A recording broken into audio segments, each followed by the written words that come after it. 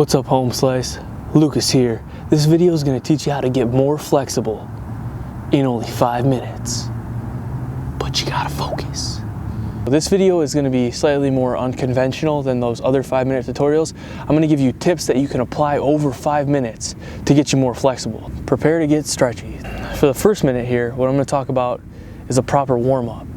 In order to improve your muscles' elastic potential, you want to be sure that they're warm. You should at least warm up before you stretch, but I would recommend not stretching before a workout. I would actually recommend gaining your flexibility and stretching after the workout, because you're going to be most warmed up.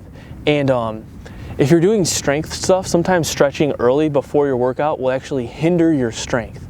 So that's some advice to know, is when to stretch. So take this first minute to understand when to stretch after you're warmed up and at the end of your workout. Checking my surroundings like a lemur. All right, for the second whole minute, work on compounding your stretches, okay? So, for example, I think this is a great one. The glute stretch, right? Great for stretching the outside of the hips. When I go to stretch this, a lot of people will just, work on just stretching the leg right here. Now you can turn your body this way and you can stretch some of the core as well.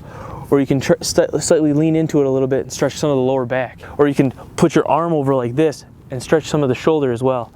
Compounding your stretches cuts back on time, and it also helps your full body stretch in synchronization. It'll help prevent you from getting imbalances.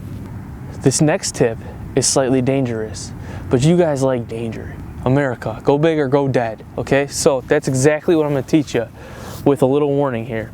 There's something called PNF stretching. I've covered this in a video over a year ago. It didn't get too many hits, so I wanna cover it again. What it is you stretch, right? You hold it until you get a relaxed feeling, until the muscle is stretched out. Then you flex the muscle. So say I'm stretching my hamstring. I'll stretch it like this to my toe, and I'll wait till I feel relaxed after about 20 seconds. Then I'll flex my hamstring, which causes this motion, right?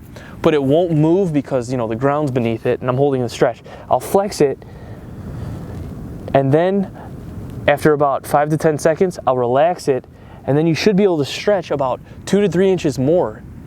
This is like instantaneous flexibility gains, all right? It's a secret that a lot of professional athletes will use. However, it can be dangerous, and the problem is people will push way too far. They'll keep doing it and doing it and doing it, and then they'll end up with like severe imbalances, or they'll pop a muscle or a joint.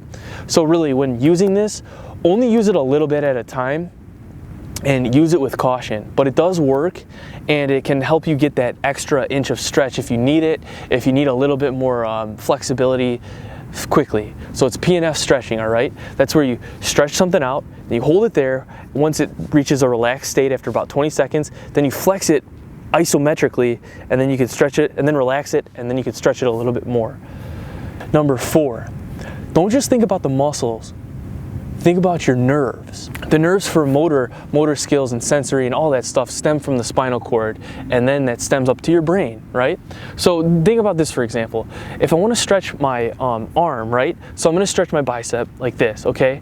But what about all the nerves in the arm? You have like the ulnar nerve, for example. You want to think about where that goes. And if you read an anatomy textbook or something, this is getting kind of in depth, but you'll see that the ulnar nerve, it courses through here underneath the funny bone thingy, and then up into your brain. Now check this out, guys. I want you to do this right now. If you take your arm like this, put it on like a ledge, like grab something, and then turn your arm this way, and then move your head like this to the side, you can feel it.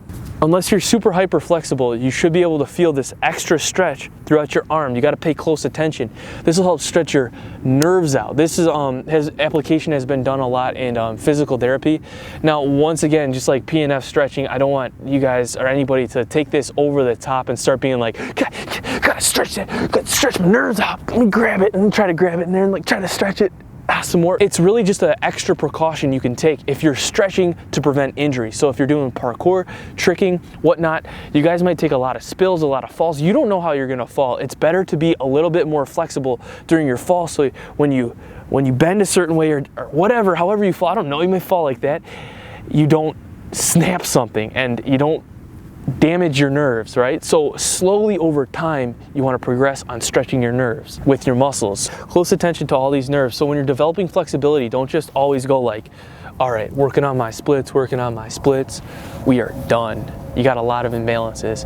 You know what? That's gonna take me to number 5. 5th whole minute here. I want you to take into consideration that a lot of people are just gonna be stretching one side, okay? It's like working out. Everybody's, chest day, but you're gonna be lacking your back, right?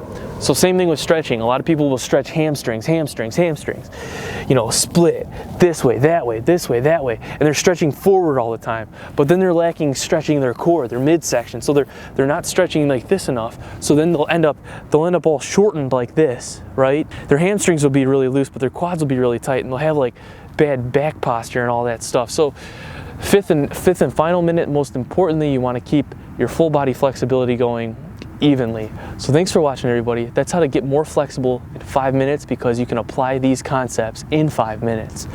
Hope you guys have a good one. Don't forget to subscribe. I have daily uploads Monday through Friday. Check out my training program, Bodyweight Beast, where we implement full body training with calisthenics, which is body weight training, and you can utilize full body flexibility as well. Check out the videos on that program if you want more in-depth information on Only Kinds Fitness YouTube channel or onlykindsfitness.com to purchase the program. Take this advice, but remember, apply it safely and go slowly over time.